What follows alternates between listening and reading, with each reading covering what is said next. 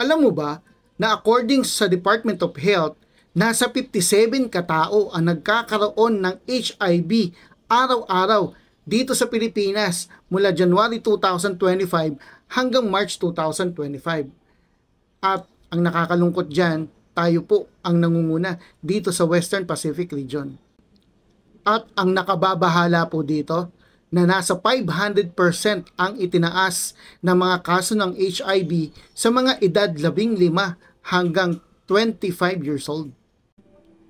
Ano nga ba ang HIV?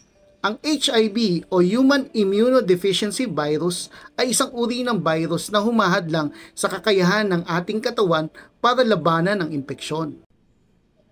Unti-unti nitong pinapahina ang ating immune system, kaya ang taong may HIV ay madaling kapitan ng iba't ibang uri ng mga sakit. Hindi ito simpleng trangkaso lamang. Kapag hindi naagapan ng HIV, maaari itong humantong sa AIDS or Acquired Immunodeficiency Syndrome. Pero tandaan po natin hindi po katapusan ng mundo ang pagkakaroon ng HIV. Sa ngayon po, may mga gamot na tinatawag na antiretroviral therapy or ART. Ito po yung mga gamot na nakakatulong para mapababa ang viral load at mapanatili ang kalusugan ng mga taong HIV positive. Marami na po mga HIV positive ang namumuhay ng normal. Nagmamahal, nagtatrabaho, at sumasakses sa buhay kahit sila ay HIV positive. Kaya ang tunay na kalaban natin dito ay hindi lang po ang virus, kundi ang kawalan ng tamang kaalaman at ang stigma sa lipunan. Madalas ang taong may HIV ay hinuhusgahan, iniiwasan at the worst, pinandidirihan. Dahil sa stigma na dala nito, marami ngayon ang mga HIV positive ang hindi nakakalapit sa serbisyong medikal ng lipunan dahil natatakot silang magpates, natatakot silang malaman na sila ay HIV positive. Kaya ang objective po natin ngayon, ang objective po ng video na ito ay magpakalat ng kaalaman para tulungan po natin sila at huwag natin silang husgahan. Dahil po, ang tamang kaalaman ay protection nating lahat. Araw po, Nurse Rich po, ang inyong nurse daddy or daddy nurse. Kamusta po kayo? Ito po ay ang part 2 ng ating HIV awareness series. At ngayong araw, pag-uusapan naman natin kung paano na ipapasa ang HIV at paano tayo makakaiwas at maprotektahan natin ang ating sarili laban dito. Handa na po kayo? Tara, pag-usapan natin. Ang HIV ay naipapasa sa pakikipagtalik ng walang proteksyon. Vaginal sex, oral sex, or anal sex. Kaya dapat laging gumamit ng kondom.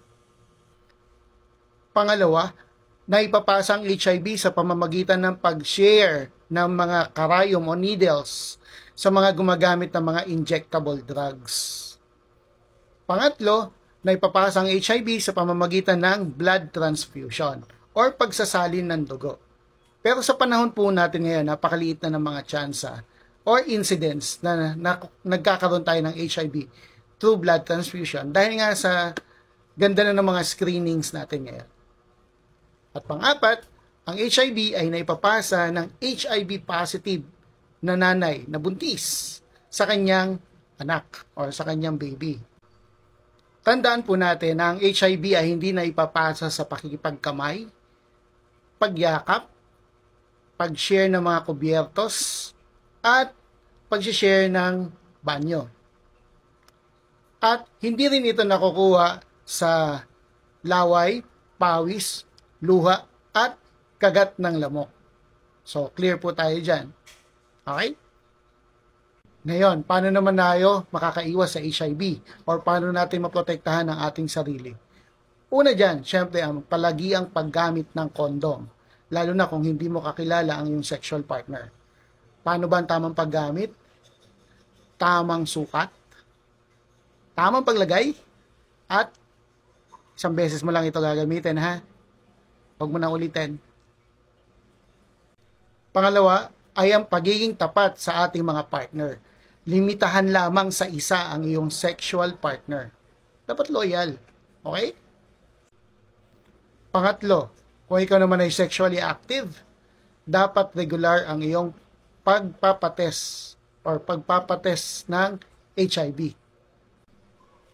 Pang-apat, para sa mga buntis, magpatingin po agad sa mga doktor for HIV screening.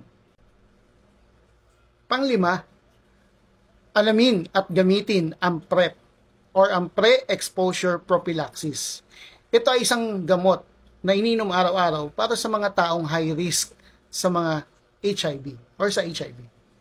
O ngayon, alam na natin kung paano natin maiwasan at malalabanan ang pagkalat ng HIV at paprotektahan din natin ang ating mga sarili. Muli, ito po ang inyong Nurse Rich or Nurse Dad na muling nagpapaalala, stay healthy para lagi po tayong happy!